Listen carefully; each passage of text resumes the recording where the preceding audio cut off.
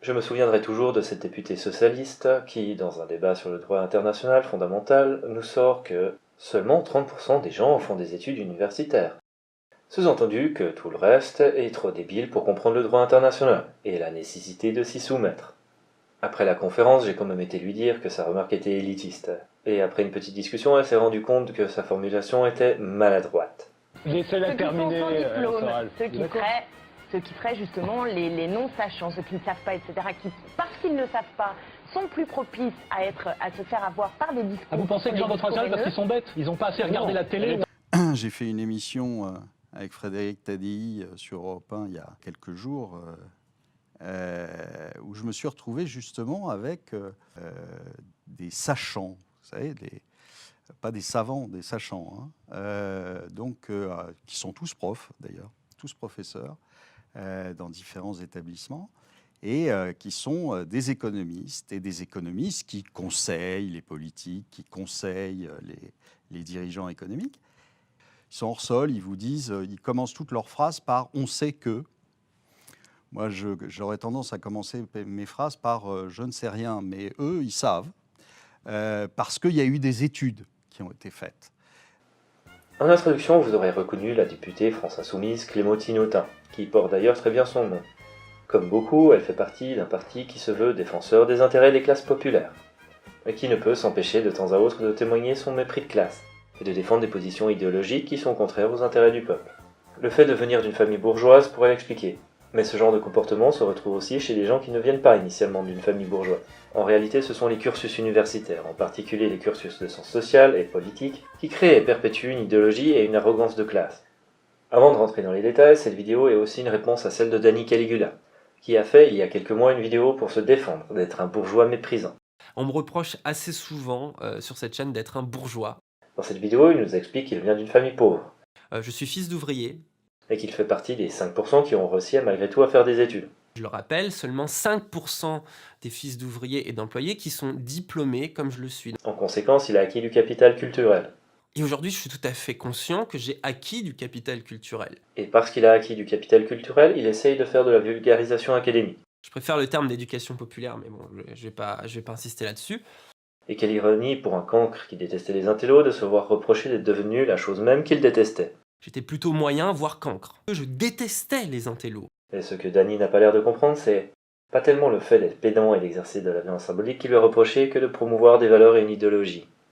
Le problème, c'est que l'université ne sert pas seulement à acquérir ce que Bourdieu appelait le capital culturel, mais elle formate aussi les étudiants dans l'idéologie et les valeurs de la classe qui contrôle les universités, c'est-à-dire la classe bourgeoise et libérale. Social-libérale pour les facs de sciences humaines et néolibérale pour les facs comme HEC. Quoi qu'on pourrait dire que toutes ces théories sur le genre et les minorités est la version sociétale du néolibéralisme, mais on ne va pas rentrer dans les débats de définition, les écuries libérales n'ont pas forcément des clôtures bien définies. Si vous suivez des cours en sociologie, l'une des premières choses que vous allez aborder est le phénomène de la socialisation. Comment ça fonctionne? Alors, celui-ci s'appelle François, futur polytechnicien, j'espère. En êtes-vous sûr? Je le crois parce qu'il est bon en maths et qu'il est premier. Vous le souhaitez vraiment? Oui, oui, je le souhaite vraiment. Ça oui. Pourquoi? Pourquoi? Parce que je suis femme d'X et mère de 2X. Alors c'est bête, c'est comme ça. Je voudrais avoir des petits-fils. Alors celui-ci a 9 ans, mais il est très fort en maths aussi. Alors j'espère qu'il sera X. Donc une véritable dynastie. Voilà. Durant notre vie, et particulièrement enfant, on va être influencé par notre environnement. La famille, l'école, les proches, les médias, pour les principaux éléments. La socialisation va fortement contribuer à donner à quelqu'un ses connaissances, ses valeurs, son idéologie et sa vision du monde. Un enfant dont les parents sont des universitaires va non seulement recevoir une éducation qui lui permettra de mieux réussir sa scolarité, mais va lui-même être poussé à faire des études. Voire ce sera même presque naturel pour lui.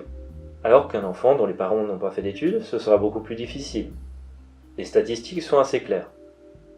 À l'université, on va également expliquer aux étudiants que les universitaires ont plus de connaissances et comprennent mieux la société. Ce qui explique pourquoi les gens qui ont une bonne éducation et ont fait des études réussissent mieux, socialement et professionnellement. Ce qui en théorie n'est pas faux.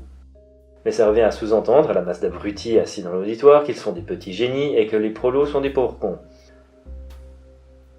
Dans ma vidéo sur l'introduction du libéralisme, j'avais parlé de Paul Nizan, dénonçant les chiens de gare, les philosophes et les idéologues qui sont systématiquement enseignés au lycée et à l'université. contribuant à reproduire les mêmes schémas de pensée. Bon, et ce n'est pas quelque chose qui est fait sciemment. J'avais demandé à ma prof pourquoi on voyait ces gens-là, et pas les autres. Elle m'a répondu que le temps de cours était limité, et que ces philosophes étaient ceux qui avaient le plus contribué à la pensée politique moderne. Si vous voulez jouer à un jeu, vous pouvez vous amuser à deviner lesquels c'était dans les commentaires. Alors parfois, il y a des profs qui vont donner des vues alternatives, mais globalement, la plupart des profs vont mettre les mêmes référents que eux-mêmes ont vus dans leur cursus académique, parce que c'est l'habitude, c'est la tradition, ça fait partie des choses à voir. Le problème, c'est que ça va donner aux étudiants l'illusion que c'est la pensée juste et vraie. Un autre problème des milieux académiques est l'absence d'interdisciplinarité. Alors qu'un historien soit un culte en matière de physique, ça ne va pas souvent poser problème, sauf si par exemple un événement historique est lié à des phénomènes climatiques, ce qui limiterait un peu la compréhension. Mais un biologiste qui comprend rien à la chimie, ça ne va pas fonctionner, c'est pourquoi les bases de la chimie sont enseignées en biologie. En sciences sociales, il y a une ignorance totale du comportement humain liée à la biologie et à la neurologie, ce qui va amener à la croyance que le social explique le social. C'est une perversion de la pensée de Durkheim. C'est une tautologie, c'est un raisonnement circulaire, et quand on est dans un raisonnement circulaire, on n'est plus dans le domaine de la science, mais de la pseudo-science et du sophisme. La psychanalyse fonctionne comme ça, par exemple. Croire que le social explique le social amène à croire que tout est une construction sociale, et si tout est une construction sociale basée que sur du social, tout peut être déconstruit et arrangé comme on a envie. Et on reste généralement dans le domaine des rapports sociaux. Il y a un courant idéologique du nom de postmodernisme qui a été encore plus loin. You need to understand postmodernism because that's what you're up against, and you're up against it far more than you know or think. And it's a much more well-developed and pervasive, pernicious, nihilistic, intellectually attractive doctrine than has yet come to public realization. It absolutely dominates the humanities and increasingly the social sciences in the universities. Les postmodernistes ont pour postulat que tout n'est que perception.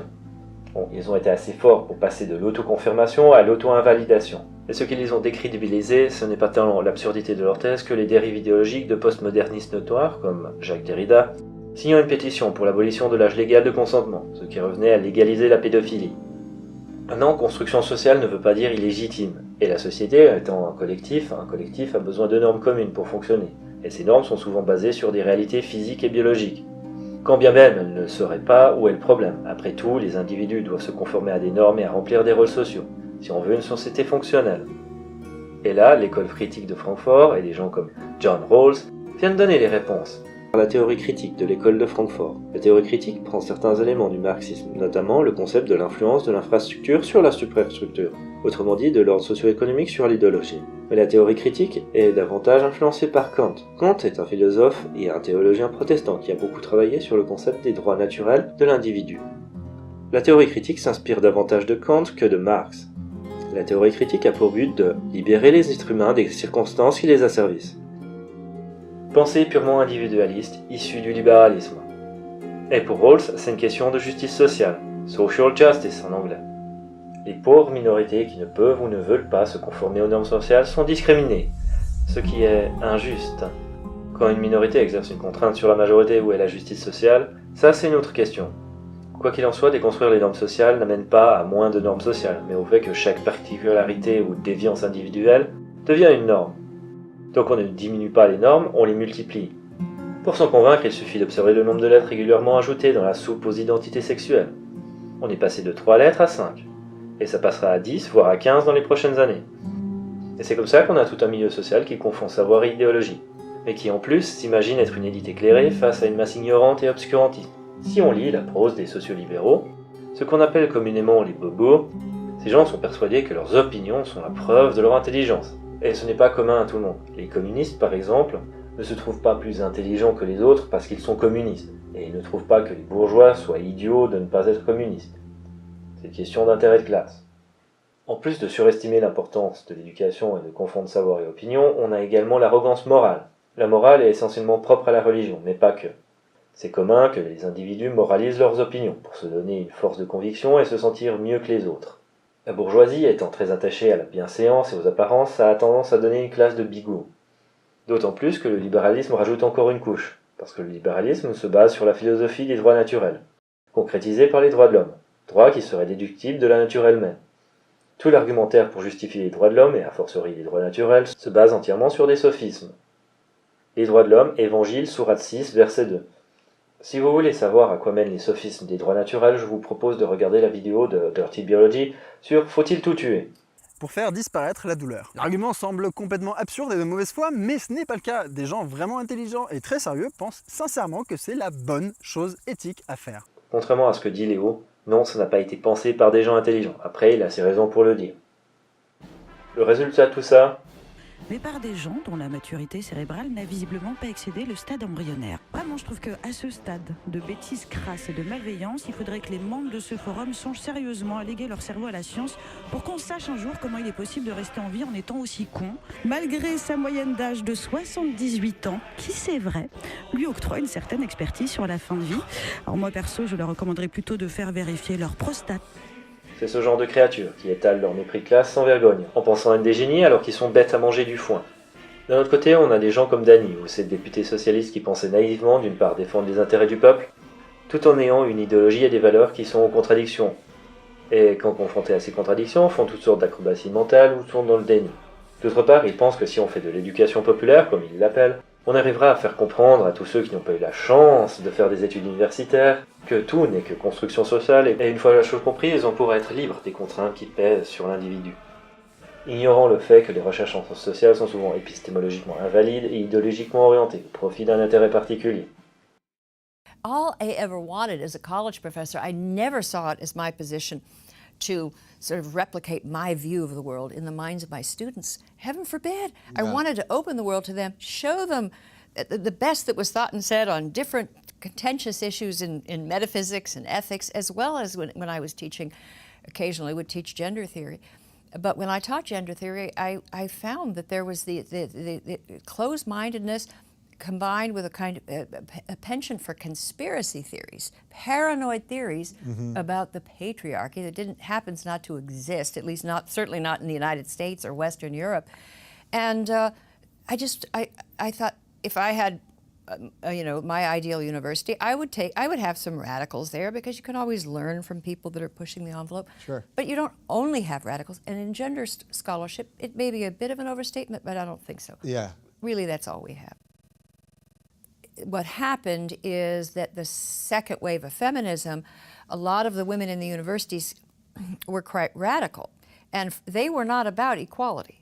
They were not about, I see feminism, the best of feminism, it came from the European Enlightenment, and it was about the intrinsic dignity of all men and women and extending equality of opportunity and liberty and so forth to all. Many of them reject the Enlightenment, and they're not about freedom and freedom of expression, and they are they use their classrooms, I think, to promote a very rigid worldview about how women are preyed upon by men, and it's almost as if better things got for women, the more bitter they became. And I watched this from close up because I was teaching in the university. I watched it, and I kept thinking they would be discredited because their views will not withstand 20 minutes in a seminar room with some just objective scholars. Right. But they do not subject their research to scrutiny of objective scholars. They evaluate one another.